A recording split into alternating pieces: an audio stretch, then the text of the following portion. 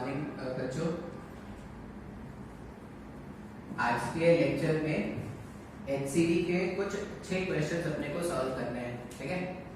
अब ये जो क्वेश्चंस होते हैं वो जनरली सिंपल हार्मोनिक मोशन और मैकेनिक्स को मिला के बनाए जाते हैं। स्टार्टिंग में ये क्वेश्चंस थोड़े मुश्किल लग सकते हैं, थोड़े होते भी है, इनकी अंडरस्टैंडिंग थोड़ी मुश्किल होती है, थोड़ा समझना मुश्किल होता है। पहली बार ऐसा कुछ सॉल्व कर रहे हैं तो प्रॉब्लम हो सकता है, ठीक है। लेकिन इस तरह के क्वेश्चंस जो है या ये पैटर्न के क्वेश्चंस आपको एक तरह से आप ऐसा समझो कि इतने अच्छे से प्रैक्टिस कर लेना है या कंसेप्ट्स को इतने अच्छे से समझ लेना है कि वो क्वेश्चन आपको याद हो जाए। क्योंकि अभी जो मैंने क्वेश्चन जो व्हाइट बोर्ड में बनाया है वो एचसीवी का क्वेश्चन नंबर 14 या 15 ऐसा कुछ है। और इस वाले क्वेश्चन पे मतलब यहाँ पे जो कंसेप्ट आप सीखोगे ना, उस क्वेश्चन के कंसेप्ट को बहुत दूसरे क्वेश्चंस में यूज करते हैं। मतलब ये जो क्वेश्चन यहाँ पे मैंने लिया है वो क्वेश्चन एक तो आपकी अंडरस्टैंडिंग इंक्रीज करने वाला है, दूसरा ये बहुत सारे क्वेश्चन को हैंडल कैसे करेंगे वो आपको बताने वाला है, ठीक है। इस तरह के क्वेश्चंस आपको बहुत सारे मिलेंगे आगे जाके। तो हम क्या करते हैं, कुछ क्वेश्चंस जो एचसीवी के हैं अच्छे क्वेश्चंस उनको आज सॉल्व करते हैं। अच्छा, फिर से अब ये जो लेक्चर होगा ना जो आज मैं रिकॉर्ड करने वाला हूँ वो उन बच्चों के लिए होगा जो पहले के लेक्चर्स, जो भी पहले के वीडियोस जो अपलोडेड है उनको उन्होंने अच्छी तरह से देख लिया है, उनको वो सारे कंसेप्ट अच्छी तरह से समझ में आ गए हैं, उनके लिए ये वीडियो है, ठीक है। अच्छा, अगर मैं मेडिकल पॉइंट ऑफ व्यू से बात करूँ ना तो मेडिकल पॉइंट ऑफ व्यू के लिए अगर एक स्टैंडर्ड लेवल, तुम अगर नीट लेवल के हिसाब से सोचोगे ना तो नीट लेवल के हिसाब से थोड़े ज्यादा हो जाएंगे। लेकिन अगर तुम तुम्हारा एम्स है अगर, ठीक है, अगर तुम एम्स को फोकस करते हो तो तुम्हारे लिए ये क्वेश्चंस जो होंगे वो इंपॉर्टेंट होंगे, ठीक है। अच्छा, जेई वाले बच्चों के लिए इस तरह के क्वेश्चन आने बहुत जरूरी है, ठीक है। पहले इस तरह के क्वेश्चंस एडवांस में होते थे, मतलब एक तरह से ऐसा समझो ना कि ये तुम्हारा क्या है, मेंस और एडवांस के बीच में है, ठीक है। मतलब मेंस के लेवल से थोड़ा ऊपर होगा और एडवांस के लेवल को थोड़ा टच करता हुआ है, ठीक है। तो ये बहुत ही क्लोजली आपको इस तरह के एप्लीकेशंस को एनालाइज करना है, ठीक है। मैं आपको हेल्प करता हूँ कैसे सॉल्व करते हैं, ठीक है। पहला क्वेश्चन सॉल्व करते हैं। अब यहाँ पे जितने भी मैं क्वेश्चन लूंगा वो ऑलमोस्ट सारे के सारे क्वेश्चन एचसीवी के हैं, ठीक है। जितने भी क्वेश्चन अपन आज सॉल्व करेंगे ना वो क्वेश्चंस आपको एचसीवी मिल जाएंगे, ठीक है। तो अपन ट्राई करते हैं। अब एचसीवी एक ऐसी बुक है ना जो एक जेई वाले एस्पिरेंट को तो सॉल्व करना जरूरी है। अगर वो ये बुक नहीं सॉल्व करेगा तो जैसी अंडरस्टैंडिंग उसकी डेवलप होनी चाहिए वैसी अंडरस्टैंडिंग उसकी नहीं हो पाएगी। तो कम से कम काम में आपको क्या करना है, एचसीवी सिंपलीफाई करना है, सॉल्व करना है, ठीक है। अभी देखो कैसा क्वेश्चन, ये सब जो मैंने लिखा है ना वो सब भूल जाओ। क्वेश्चन क्या था, स्टार्टिंग से देखते हैं क्वेश्चन क्या था। कैपिटल एम मास का एक ब्लॉक है जिसको मैंने के स्प्रिंग कांस्टेंट वाले, मतलब ऐसा एक स्प्रिंग है जिसका स्प्रिंग कांस्टेंट के है, उससे अटैच करके रखा है। मतलब ये दोनों जो है ना ये स्प्रिंग इससे बंधा हुआ है, ठीक है। लेकिन ये जो एम मास है, ये जो स्मॉल एम मास है और ये कैपिटल, इन दोनों के बीच में कोई बॉन्डिंग नहीं है। मतलब इन दोनों के बीच में अगर आप सोचोगे ना तो इस स्मॉल एम वाले ब्लॉक को जस्ट इसके ऊपर प्लेस कर दिया गया है। मतलब ऐसा था, कैपिटल एम वाला ब्लॉक है, इसके ऊपर एक स्मॉल एम वाले ब्लॉक को हमने लाके रख दिया है, ठीक है। अब ऐसा समझो कि ये डिस्प्लेस या ये क्या हो सकते हैं, सेपरेट हो सकते हैं। अब इसमें क्वेश्चन क्या है, ऐसा एक अरेंजमेंट रखा हुआ था इनिशियली, क्या है ये, अगर रखा हुआ होगा तो ये मीन पोजीशन होना चाहिए ना। मीन पोजीशन मतलब फोर्सेस बैलेंस होके ऐसे रखे हुए होंगे। अब फोर्सेस बैलेंस होके रखे हुए होंगे तो यहाँ पे क्या है, इस पॉइंट पर अगर देखोगे तो जो स्प्रिंग है वो नेचुरल लेंथ से कुछ तो कंप्रेस्ड है ना, स्प्रिंग नेचुरल लेंथ से कुछ तो कंप्रेस्ड है। और इस पॉइंट पे अगर देखा जाए तो जो भी इस पूरे सिस्टम का वेट है उसको स्प्रिंग फोर्स ने ही बैलेंस कर रखा होगा क्या। तो यहाँ पर अगर आप पहला इक्वेशन बनाओगे ना तो पहला इक्वेशन को कैसा बनाएंगे, इस पूरे का वेट देखो, इस पूरे का वेट कितना है, m प्लस एम इंटू जी है क्या, ये बैलेंस हो रहा है स्प्रिंग फोर्स से। यहां से मैंने सिंपलीफाई करके यहां से यहां का लेंथ बता दिया x नॉट जो m plus small m into g upon k के बराबर है। बात समझ में आ रहा है। अब क्वेश्चन क्या बोल रहा है कि अगर ये मीन पोजीशन पर सिस्टम रखा हुआ था, अगर ये क्वेश्चन ऐसा बोलता है कि मीन पोजीशन पर अगर ये सिस्टम रखा हुआ था तो आप इस पूरे सिस्टम को मीन पोजीशन से कितना ज्यादा कंप्रेस कर सकते हो, ठीक है। पूरे सिस्टम को या ये जो ब्लॉक्स है इन ब्लॉक्स को मैक्सिमम कितना कंप्रेस कर सकते हो जिससे कि दोनों ब्लॉक्स कभी सेपरेट ना हो, मतलब दोनों ब्लॉक्स ऑसिलेट जो करेंगे वो साथ साथ ऑसिलेट करने वाला चाहिए।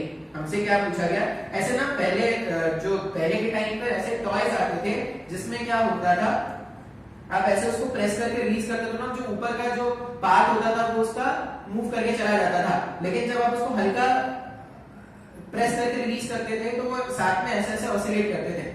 तो एक तरह से ये जो तुम्हारे पास डायग्राम है ये तुम्हारे बचपन का क्वेश्चन है।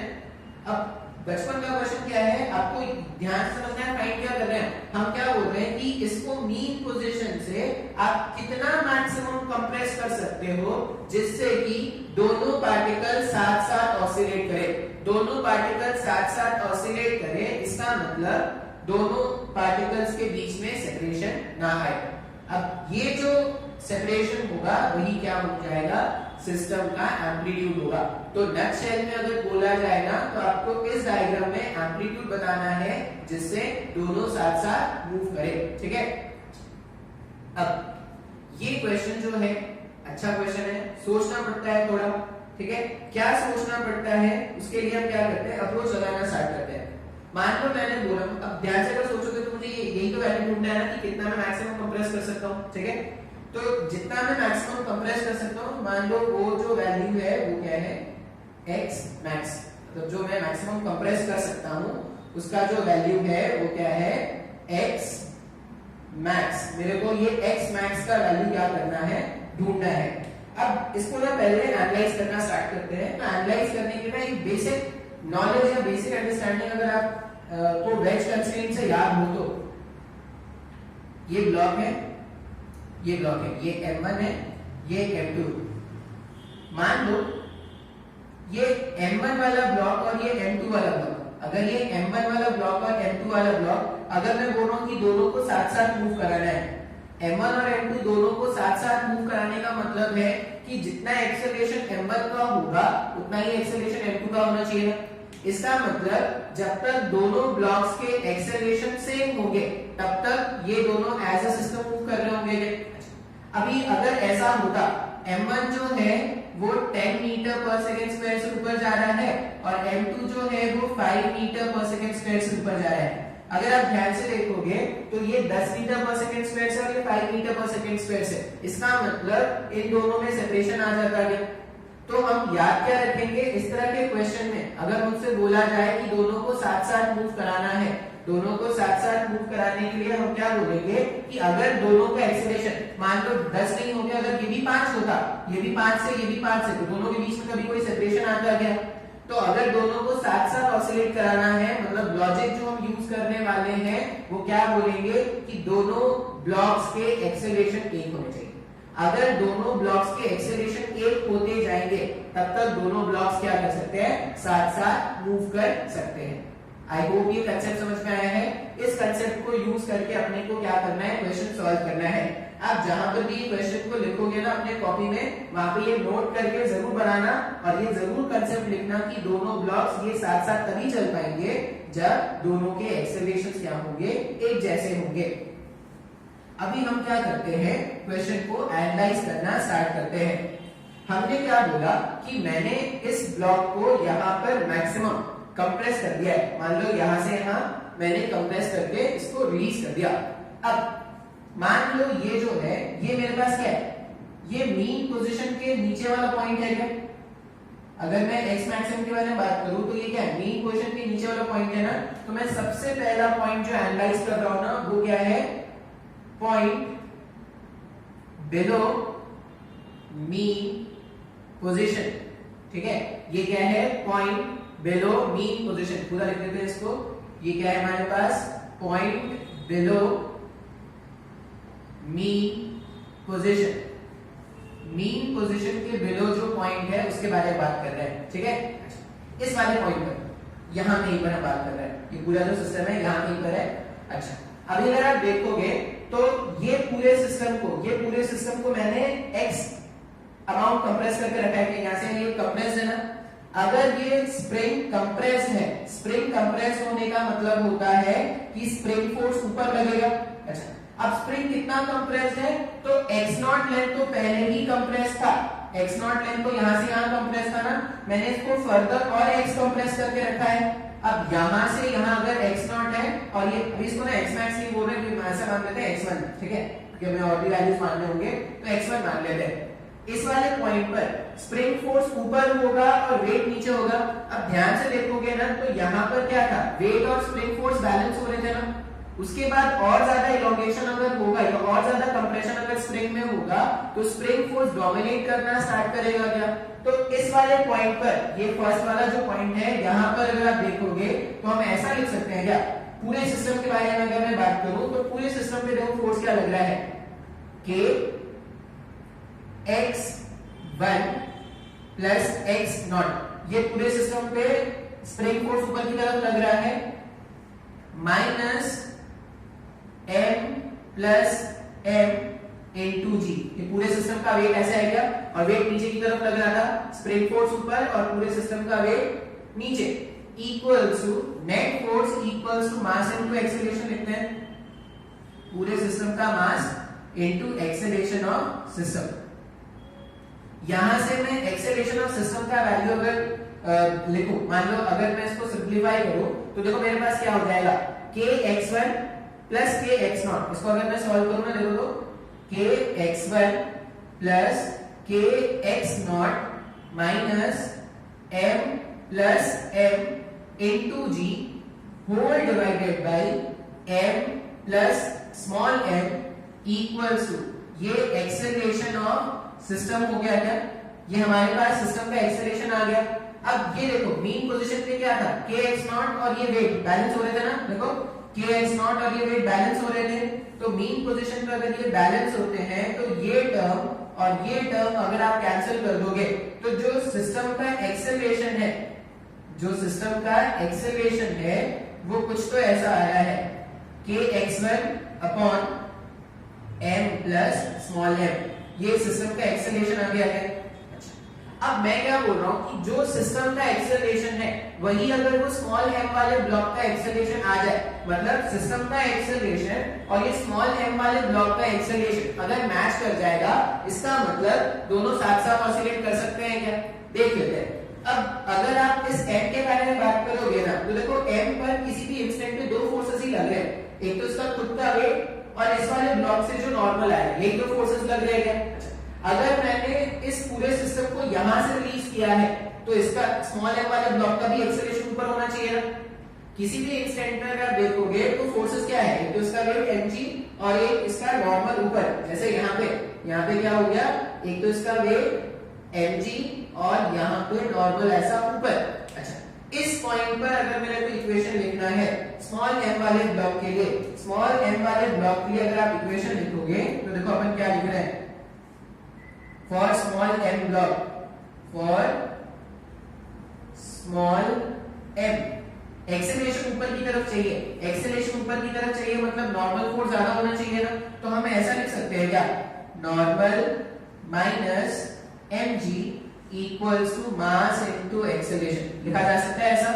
इसको सॉल्व करने पर एक्सेलरेशन जो है वो m minus mg upon m, ऐसा कुछ इक्वेशन बना सकते हैं क्या। ये किसका एक्सेलरेशन है, वो जो स्मॉल m वाला ब्लॉक था उसका एक्सेलरेशन है ना। अच्छा, अभी अगर आपको पता होगा तो ये जो नॉर्मल होता है, नॉर्मल अपने वैल्यू को एडजस्ट कर सकता है क्या, नॉर्मल अपने वैल्यू को कैसे एडजस्ट कर सकता है, एक क्रिकेट का बॉल लो और ग्राउंड पे ऐसे ड्रॉप कर दो, नॉर्मल में कुछ वैल्यू होगा क्या। क्या करते हैं, हाथी उठाते हैं और ऐसे जमीन पे रख देते हैं, ऐसे जमीन पे ऐसे फेंक देते हैं, फिर से नॉर्मल उसको बैलेंस कर रहा होगा क्या। इसका मतलब नॉर्मल जो है वो अपने वैल्यू को एडजस्ट कर सकता है। तो यहाँ पे ये जो नॉर्मल है इसका वैल्यू कुछ भी हो सकता है क्या, ये नॉर्मल जो है अगर रिजिड बॉडी है तो नॉर्मल तो कोई भी वैल्यू अटेन कर सकता है। अगर नॉर्मल कोई भी वैल्यू अटेन कर सकता है, ये ध्यान से समझना है यहाँ पे, अगर ये नॉर्मल कोई भी वैल्यू अटेन कर सकता है, इसका मतलब सिस्टम का एक्सेलरेशन वो दिया आया था, सिस्टम का एक्सेलरेशन जो भी आया था ब्लॉक का वो एक्सेलरेशन लाया जा सकता है क्या? सर अभी ये दोनों तो सेम नहीं लग रहा, सेम अभी तुमको सेम नहीं दिख रहा है। आप कंसेप्ट समझो क्या है। हमने बोला कि अगर दोनों पार्टिकल्स के एक्सेलरेशन एक जैसे होंगे तो दोनों पार्टिकल साथ साथ चलेंगे क्या? यही तो कंसेप्ट यूज कर रहे हैं ना। तो हमने पहले क्या किया, पहले सिस्टम का एक्सेलरेशन फाइंड कर लिया। अगर सिस्टम का एक्सेलरेशन और इस ब्लॉक का एक्सेलरेशन मैच हो सकता है, मैं नहीं बोल रहा कि मैच हो रहा है अभी, मैं बोल रहा हूं कि सिस्टम का एक्सेलरेशन और ये स्मॉल m वाले ब्लॉक का एक्सेलरेशन अगर मैच हो सकता है, इसका मतलब दोनों साथ साथ चल सकते हैं ना। तो ध्यान से अगर देखोगे तो सिस्टम का एक्सेलरेशन मेरे पास ये आया था कि x1 m + n, ये मेरे पास एक वैल्यू आया था। अब ब्लॉक का एक्सेलरेशन n - mg/m आ रहा है, तो जो भी इसका एक्सेलरेशन होगा वो एक्सेलरेशन इसमें भी डेवलप किया जा सकता है। ऐसा क्यों? क्योंकि ये जो नॉर्मल है, नॉर्मल तो कोई भी वैल्यू अटेन कर सकता है, तो नॉर्मल क्या करेगा, अपने वैल्यू को एडजस्ट करके ये एक्सेलरेशन तक आया जा सकता है। तो अगर दोनों ब्लॉक्स के एक्सेलरेशन एक जैसे हो सकते हैं, एक जैसे लाए जा सकते हैं, इसका मतलब दोनों साथ साथ मूव करेंगे क्या? समय को नहीं समझ में आ रहा है सर? ध्यान से देखो, बहुत ही आसान कंसेप्ट है। हमने क्या बोला, पहले हमने पूरे सिस्टम का एक्सेलरेशन कैलकुलेट किया, पूरे सिस्टम को देखा तो सिस्टम का एक्सेलरेशन क्या आ गया, फिर मैंने वो जो स्मॉल ब्लॉक है उसको एनालाइज कर रहा हूं। अब ये जो स्मॉल ब्लॉक था, स्मॉल ब्लॉक को ध्यान से देखा जाएगा तो स्मॉल ब्लॉक का एक्सेलरेशन ऐसा मिला है n - mg/m, ये स्मॉल ब्लॉक का एक्सेलरेशन मिला है। अगर ये स्मॉल ब्लॉक का एक्सेलरेशन है, अब मैं क्या बोल रहा हूं, ये एक्सेलरेशन का वैल्यू और ये एक्सेलरेशन का वैल्यू सेम हो सकता है। क्यों सेम हो सकता है? क्योंकि ये जो नॉर्मल है, जो कैपिटल M वाले ब्लॉक से मिल रहा था, वो तो कोई भी वैल्यू अटेन कर सकता है डिपेंडिंग ऑन द नेसेसिटी। बात समझ में आ रहा है? तो इस वाले पॉइंट पर जब ये मीन पोजीशन से नीचे है, तब तो दोनों के एक्सेलरेशन एक हो सकते हैं, मतलब यहां पर सेपरेट होने की कोई कंडीशन नहीं है। सर नहीं आया समझ में? ये बात समझ में आ रहा है क्या? सेपरेट क्यों नहीं हो रहा है? क्यों? क्योंकि इसका एक्सेलरेशन और इसका एक्सेलरेशन एक लाया जा सकता है। इसलिए अपन क्या बोल रहे हैं कि जब अपन मीन पोजीशन से बिलो है, तब सेपरेट होने की चांस नहीं, तब सेपरेट होने की कोई कंडीशन नहीं। आप इसको नोट कर लेना। थोड़ा लेंथी क्वेश्चन है, लेंथी इसलिए क्योंकि इसमें समझाना पड़ता है। मैं अलग अलग आपको केसेस लेके समझाऊंगा, इसमें थोड़ा लेंथी हो सकता है, लेकिन एक बार आपको कंसेप्ट समझ में आ जाएगा तो आप जो भी कंसेप्ट होगा उसको याद रख सकते हो। ठीक है, आई होप ये समझ में आ गया होगा। अगर ये समझ में आ गया है तो अपन क्या कर रहे हैं, इसको हटा देते हैं।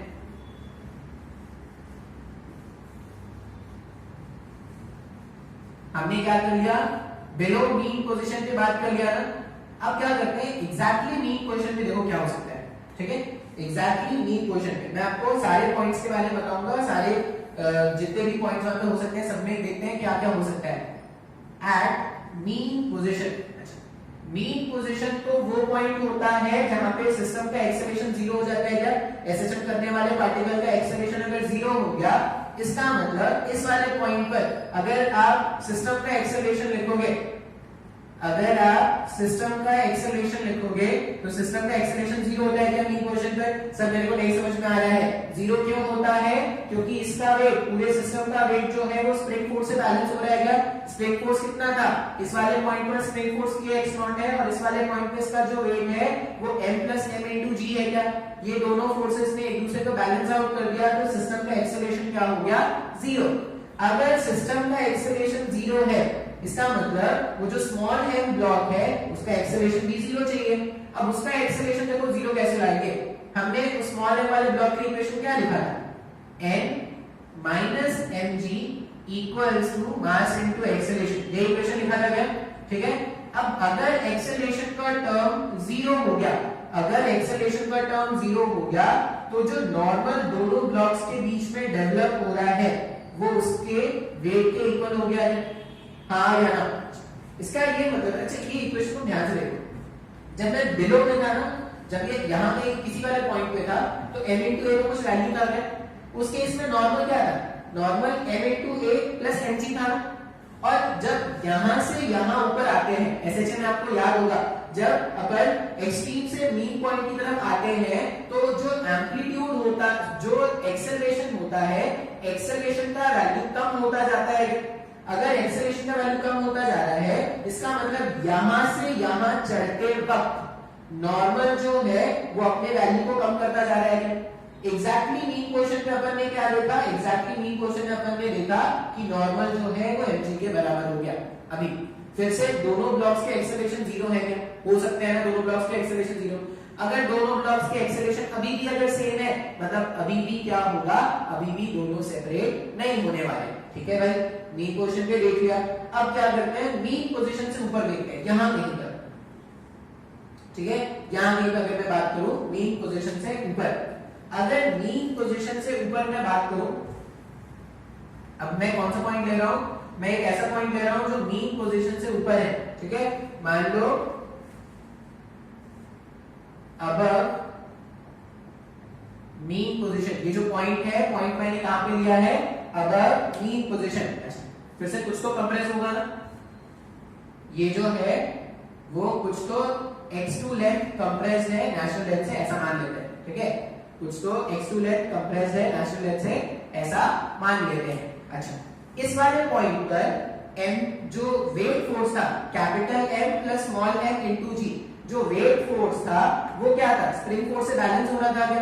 अब क्या हो गया है, स्प्रिंग का कंप्रेशन कम हो गया ना, पहले स्प्रिंग इतना कंप्रेस था तो वेट फोर्स को बैलेंस कर रहा था, अभी स्प्रिंग का कंप्रेशन कम हो गया। इसका मतलब जो स्प्रिंग फोर्स, अभी देखो स्प्रिंग तो अभी भी कंप्रेस है ना नेचुरल से, तो स्प्रिंग का कंप्रेशन कम हो गया। इसका मतलब अब जो वेट फोर्स है वो डोमिनेट करना स्टार्ट करेगा क्या। अगर वेट फोर्स डोमिनेट करना स्टार्ट करेगा, इसका मतलब अब पूरे सिस्टम का एक्सेलरेशन नीचे की तरफ होना चाहिए क्या। चलिए नहीं समझ में आया, देखो जब यहां पर थे ना तो स्प्रिंग फोर्स डोमिनेट करता था क्या, तो एक्सेलरेशन ऊपर की तरफ बताया था। जैसे ही आप मीन पोजीशन को क्रॉस करके ऊपर जाओगे, इस वाले पॉइंट पर अगर आप देखोगे तो जो वेट फोर्स है, वेट फोर्स डोमिनेट करेगा क्या। अगर वेट फोर्स डोमिनेट करेगा, इसका मतलब अब पूरे सिस्टम का एक्सेलरेशन नीचे की तरफ आने वाला है क्या। सर नहीं आया समझ में, एनालाइज करो, बहुत ही आसान है। ठीक है, हर एक स्टेप को ध्यान से सुनते जाओ, क्या बोल रहा हूं, कैसे बता रहा हूं, और खुद से सोचो कि सही है या नहीं। मैं इस वाले पॉइंट पर हूं, इस वाले पॉइंट पर जो कंप्रेशन फोर्स है वो वेट फोर्स से कम हो गया है, तो वेट फोर्स जिस तरफ होगा नेट फोर्स उस तरफ ही आना चाहिए ना। अगर उस डायरेक्शन में नेट फोर्स है, इसका मतलब एक्सेलरेशन भी नेट फोर्स के डायरेक्शन में जाना चाहिए। तो अगर मैं इस वाले पॉइंट पर इक्वेशन लिखूं ना, ये कौन सा पॉइंट था, मीन पोजीशन से ऊपर है लेकिन नेचुरल लेंथ से नीचे है, तो वहां पे मेरे को इक्वेशन कैसा लिख रहे हैं, m प्लस m इंटू जी, m प्लस m इंटू जी। डाउनवर्ड डायरेक्शन पे ये फोर्स था, इसको अच्छा स्प्रिंग तो अभी भी कंप्रेस्ड है, तो स्प्रिंग फोर्स कैसा लिख दिया अपन ने, kx2 का स्प्रिंग फोर्स लिख दिया। स्प्रिंग फोर्स ऊपर की तरफ ही है, स्प्रिंग कंप्रेस्ड है, इसलिए equals to mass into acceleration, equals to system का मास इनटू एक्सेलरेशन। सिस्टम का मास कितना है, m plus m into acceleration of system. हमने क्या फाइंड किया, अब इसको अगर मैं सॉल्व करूं तो सिस्टम का एक्सेलरेशन मेरे को मिल जाएगा ना। तो देखो सिस्टम का एक्सेलरेशन क्या है, एक्सेलरेशन ऑफ सिस्टम जो आएगा वो आ जाएगा g minus k x2 divided by m plus n। ये सिस्टम का एक्सेलरेशन आ गया क्या। अच्छा, ये जो भी वैल्यू आएगा, ये जो भी वैल्यू आएगा 9.8 से कम आएगा क्या, क्यों, क्योंकि g में कुछ माइनस कर रहा है, तो 9.8 से तो कम ही आता रहेगा। ये मैंने सिस्टम के लिए लिखा। अब मुझे ब्लॉक के लिए लिख के चेक करना है ना कि ब्लॉक कितना अटेन कर पाएगा या नहीं। तो ब्लॉक के लिए अगर मैं बात करूं तो देखो, अब जब ये सिस्टम का एक्सेलरेशन अगर नीचे है तो ब्लॉक का भी एक्सेलरेशन नीचे चाहिए ना। ब्लॉक का एक्सेलरेशन नीचे चाहिए, इसका मतलब नॉर्मल ज्यादा होना चाहिए या mg। अगर ब्लॉक का एक्सेलरेशन नीचे चाहिए, इसका मतलब अब mg फोर्स का वैल्यू नॉर्मल से ज्यादा होना चाहिए ना। और मैंने आपको बताया था नॉर्मल जो है वो अपने वैल्यू को एडजस्ट कर सकता है। तो जब मैं नीचे आना स्टार्ट, जब मैं मीन पोजीशन से ऊपर हूं, तो जो mg फोर्स होगा वो डोमिनेट करना स्टार्ट कर देगा क्या। तो अगर मीन पोजीशन से ऊपर में आप ब्लॉक की इक्वेशन लिखोगे फॉर ब्लॉक, अगर आप ब्लॉक के लिए इक्वेशन लिखोगे तो देखो ब्लॉक के लिए इक्वेशन क्या बन रहा है, mg minus n, mg minus n, यही दो फोर्सेस थे, इसके अलावा और कोई फोर्स नहीं है। Equals to mass into acceleration. जब यहां पे इसको सिंप्लीफाई करोगे ना तो एक्सेलरेशन ऐसा आएगा g minus n upon m। ये मेरे पास ब्लॉक का एक्सेलरेशन आ गया है।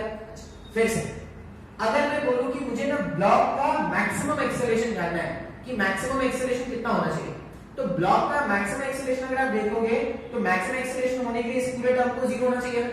अब मास इनफिनाइट तो हो नहीं सकता, इसका मतलब जब नॉर्मल जीरो होगा, इस इक्वेशन को देख के ऐसा लग रहा है कि for n equals to zero, जब नॉर्मल जीरो होगा तो ब्लॉक का एक्सेलरेशन मैक्सिमम होगा और वो g के बराबर होता है। बात समझ में आ रहा है? इस वाले इक्वेशन को देख के साफ साफ लग रहा है जब नॉर्मल जीरो होगा तब ब्लॉक का एक्सेलरेशन मैक्सिमम होता और वो g के बराबर होता है। ये दोनों समझ में आएगा? अच्छा अभी भी देखो, ये वैल्यू और ये वैल्यू सेम किया जा सकता है। अगर ये दोनों वैल्यू सेम किए जा सकते हैं, अगर ये दोनों वैल्यू सेम किए जा सकते हैं, मतलब अभी भी दोनों की सेपरेट होने की टेंडेंसी नहीं है, अभी भी दोनों सेपरेट नहीं हो रहे हैं। तो हमने कौन कौन से पॉइंट पे बात की? Below mean position, at mean position, above mean position, ये 3 पॉइंट पे बात कर लिया ना। चौथा पॉइंट पे हम बात करते हैं। चौथा पॉइंट क्या हो सकता है? नेचुरल लेंथ से ऊपर। ठीक है, जब नेचुरल लेंथ से ऊपर बात करेंगे तब आपको क्वेश्चन की पूरी कहानी समझ में आनी स्टार्ट हो जाएगी और आपको समझ में आ जाएगा कि क्यों ऐसा कर रहे थे। देखो स्टार्टिंग में ये प्रॉब्लम थोड़ा मुश्किल लग सकता है, ध्यान से देखना, कंसेप्ट समझने की कोशिश करना, कैसे सॉल्व कर रहे हैं, क्यों सॉल्व किया जा रहा है। अच्छा, अब मैंने क्या बोला कि अपन कहां पर है? अब नेचुरल लेंथ से कुछ ऊपर है, मान लो यहाँ पे ये सिस्टम जो है वो यहाँ पे है और ये नेचुरल लेंथ से कुछ तो x3 सेपरेशन पर है। ठीक है, अगर नेचुरल लेंथ से x3 सेपरेशन पर है तो आप देखो, जब मैं यहाँ नेचुरल लेंथ से ऊपर जाना स्टार्ट कर दूंगा, अब स्प्रिंग इलोंगेट हो रहा है क्या?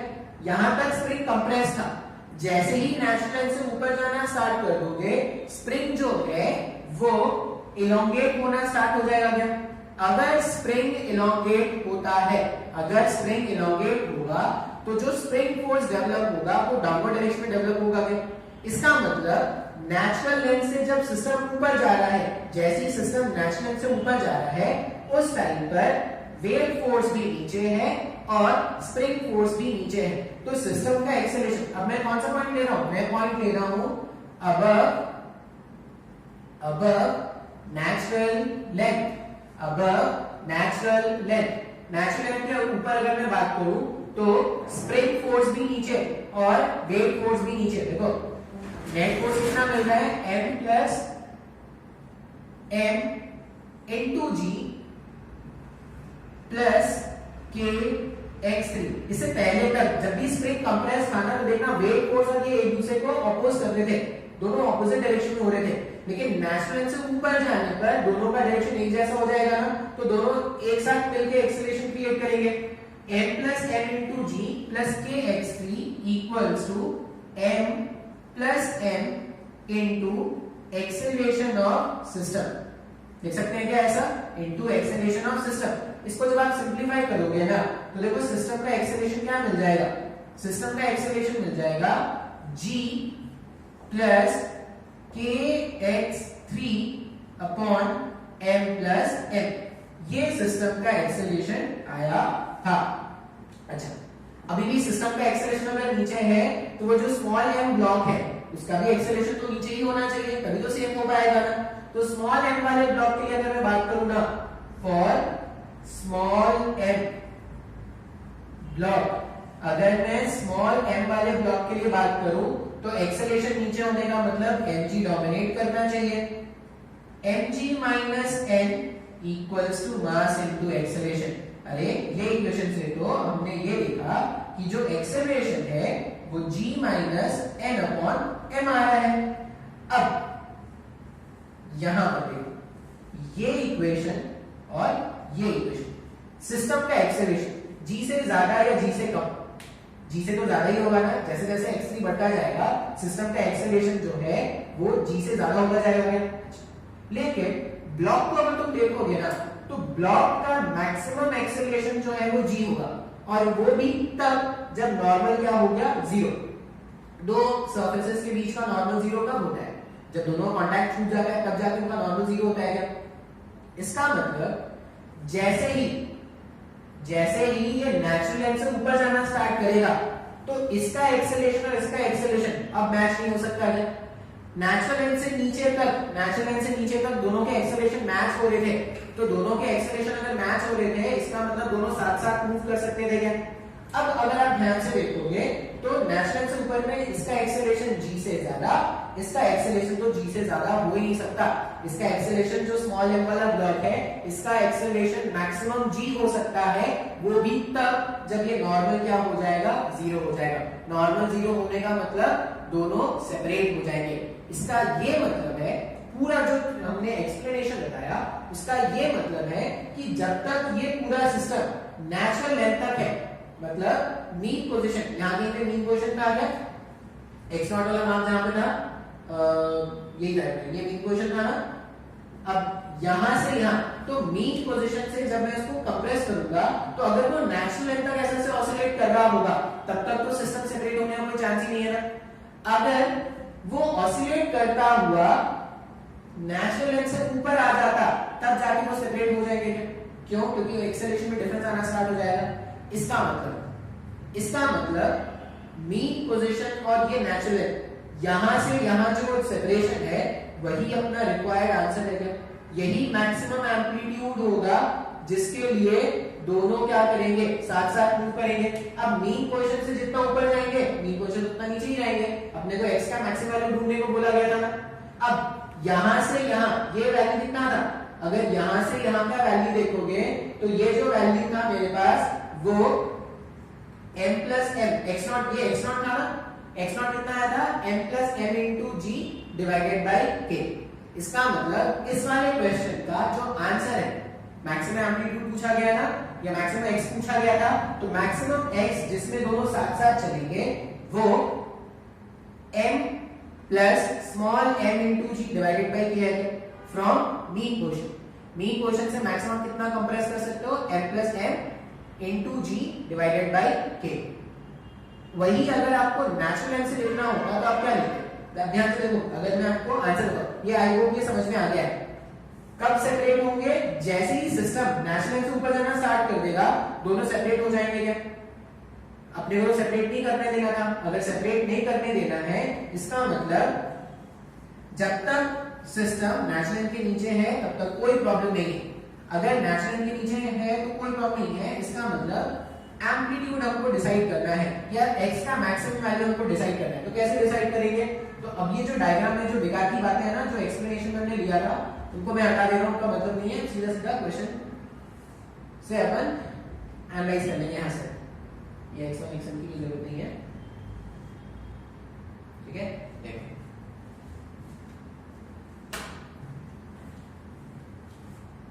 यही तो ढूंढना था ना कि कितना मैक्सिमम कंप्रेस कर लो, तो मीन पोजीशन से जितना आप इधर कंप्रेस, जितना इधर कंप्रेस होगा मीन पोजीशन से उतना ही ऊपर जाएगा ना।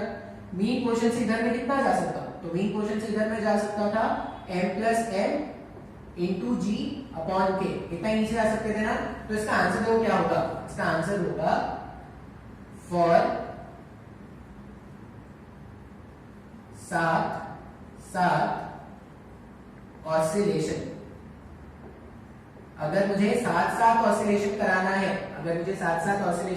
है, देन मैक्सिमम कंप्रेशन